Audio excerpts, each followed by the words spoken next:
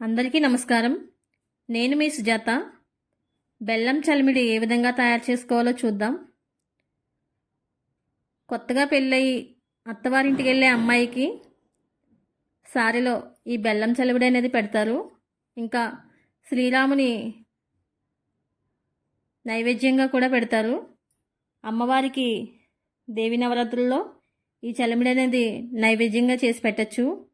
Taste అయితే చాలా బాగుంటుంది. నోట్లో వేసుకోగానే వెన్నలా కరుగుతుంది. అంత రుచిగా ఉంటుంది. రుచికి అమృతంలా ఉంటుంది. ఒకసారి ట్రై చేసి చూడండి. ఫస్ట్ టైం చేసేవాళ్ళు కూడా ఫెయిల్ అయ్యే ఛాన్స్ లేకుండా ఎంతో టేస్టీగా వస్తుంది.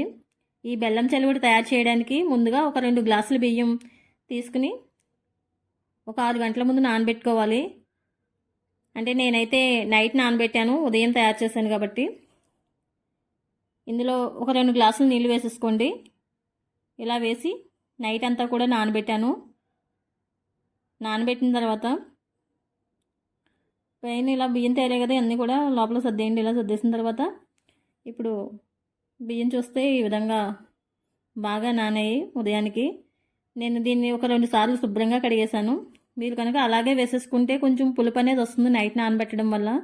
ఈ పులుపు అంతా పోవాలంటే ఇలా శుభ్రంగా కడిగేసుకోవాలి బియ్యం అనేది. ఇలా కడిగేసిన తర్వాత ఒక స్ట్రైనర్ తీసుకుని ఈ విధంగా ఇలా వేసేసుకోండి జల్లెడ.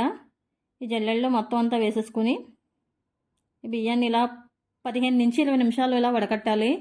ఇలా వడకట్టడం వల్ల వాటర్ అంతా కూడా కిందకి వెళ్ళిపోయి బియ్యం అనేది బాగుంటాయి. ఇలా ఇప్పుడు పిండి అనేది ఈ విధంగా మిక్సీ జార్లో బియ్యం తడి బియ్యం వేసుకుని ఆడుకోవాలి. మెత్తగా పిండి ఆడుకోవాలి. మీకు ఒకవేళ కొంచెం ఏమన్నా ఇందులో మురుంగా అనిపిస్తే ఒకసారి జల్లించుకోండి. నేనైతే మెత్తగా ఆడాను కాబట్టి జల్లించలేదు. పిండి ఈ విధంగా ఒకసారి పట్టుకుని చూడండి. గట్టిగా ఒకసారి నొక్కి మధ్యలో ఇలా వేలుతో అంటే కనుక 2 ముక్కలు అయిందంటే పిండి అనేది పర్ఫెక్ట్గా ఉన్నట్టు. ఇప్పుడు మనం ఒక కొబ్బరికాయని తీసుకుని పగలగొట్టి ఇప్పుడు మళ్ళీ దాన్ని చిన్న చిన్న ముక్కలు కింద పగలగొట్టాను. పైన పెంక అంతా కూడా తీసేసాను. ఇలా పెంక అంతా తీసేసి వీటిని చిన్న చిన్న ముక్కల కింద కట్ చేసుకున్నాను.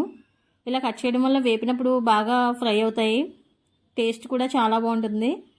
చలివిడి టేస్ట్ అనేది మరింత పెరుగుతుంది. ఇప్పుడు స్టవ్ మీద కడాయి పెట్టి ఒక 2 స్పూన్లు నెయ్యి వేసుకున్నాను. ఈ నెయ్యి అనేది వేడయ్యాక ఒక 2 స్పూన్లు జీడిపప్పు వేసుకుని బాగా బ్రౌన్ కలర్ వచ్చే వరకు మీడియం ఫ్లేమ్ మీద బాగా వేపాలి. ఈ జీడిపప్పు అంతా వేపేసిన తర్వాత పక్కకు తీసుకోండి. ఒక బౌల్లో తీసేసుకోవాలి.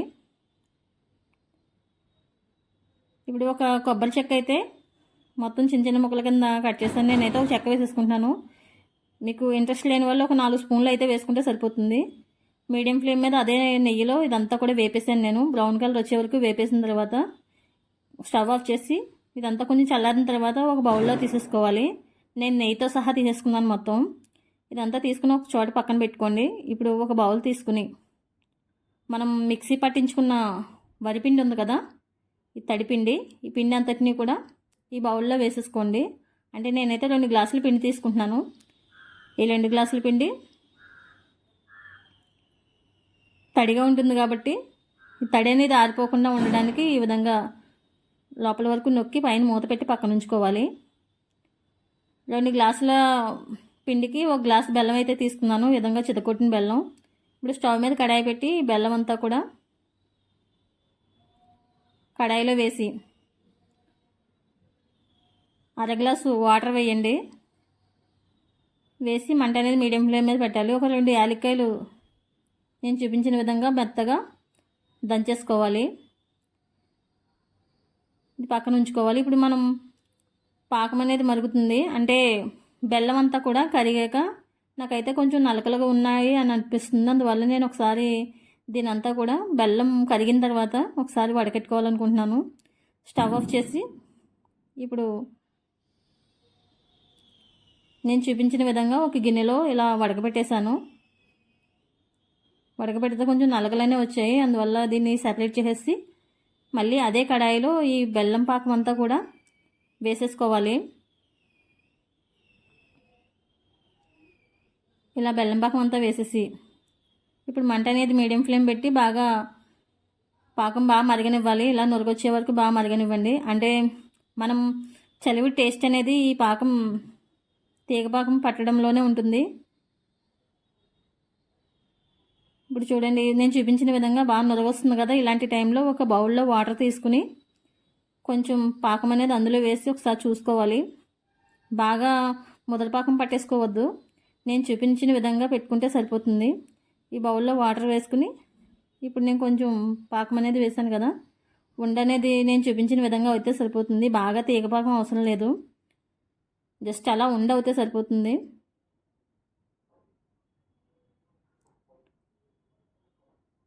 ఇప్పుడు స్టవ్ ఆఫ్ చేసేసి మనం ఆల్రెడీ మన దగ్గర ఉన్న తడిపిండి ఉంది కదా, తడిపిండి అంతటినీ కూడా ఇందులో వేసేయండి. ఈ బెల్లం పాకంలో కొద్ది కొద్దిగా వేసుకుంటూ మొత్తం కలపాలి. ఉండలు అనేవి లేకుండా ఇలా కొద్ది కొద్దిగా వేసుకుంటూ కలిపేసుకోండి. మనకైతే 2 గ్లాసులు మ్యాక్సిమం పట్టేస్తుంది. ఇంకా కొంచెం పిండి మిగిలిపోవచ్చు. అంటే నేను చూపించిన విధంగా బాగా కలపండి. లాస్ట్గా పిండి అంతా వేసేసి ఒకసారి నేను ఇలా కలిపేశాను. కలిపిన తర్వాత కన్సిస్టెన్సీ చూడండి, ఈ విధంగా వచ్చింది. ఇలా వస్తే సరిపోతుంది. బాగా ఫస్టే గట్టిగా వచ్చేవలసిన అవసరం లేదు. ఇలా జారుగా ఉంటే కొంతసేపటికి బెల్లం పాకం కదా, ఇది గట్టి పడుతుంది కొంతసేపటికి. ఇప్పుడు నేనైతే ఇందులో 3 స్పూన్లు నెయ్యి వేసుకుని ఒకసారి బాగా కలుపుతున్నాను. ఈ నెయ్యి వేయడం వల్ల మంచి కలర్ఫుల్గా ఉండి టేస్ట్ బాగుంటుంది, స్మెల్ కూడా చాలా బాగుంటుంది.